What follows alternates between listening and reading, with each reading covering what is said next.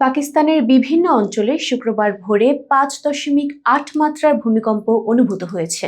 পাকিস্তান আবহাওয়া অধিদপ্তর জানায়, স্থানীয় সময় রাত 2টার দিকে তাজিকিস্তান শিনজিয়াং সীমান্ত এলাকায় এই কম্পন শুরু হয়। ভূমিকম্পটি প্রায় 140 কিলোমিটার গভীরে ঘটে বলে জানায় ইউরোপিয়ান মেডিটেরিয়ান সিসমোলজিক্যাল সেন্টার, যার মোমেন্ট ম্যাগনিটিউড স্কেলে মাত্রা ছিল 5.3।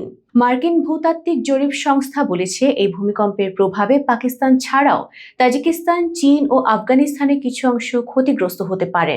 বিশেষ করে পাকিস্তানের ইসলামাবাদ ও খাইবার পাখতুনখোয়ার বিভিন্ন এলাকায় কম্পন অনুভূত হয়েছে।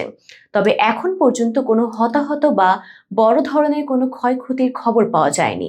পাকিস্তান আরাবিয়ান, ইউরো এশিয়ান এবং ভারতীয় 3টি টেকটনিক প্লেটের সংযোগস্থলে অবস্থিত। এই অঞ্চলে একাধিক ফল্ট লাইনের সংযোগ থাকার কারণে ভূমিকম্প সাধারণ ঘটনা হিসেবে ঘটে থাকে।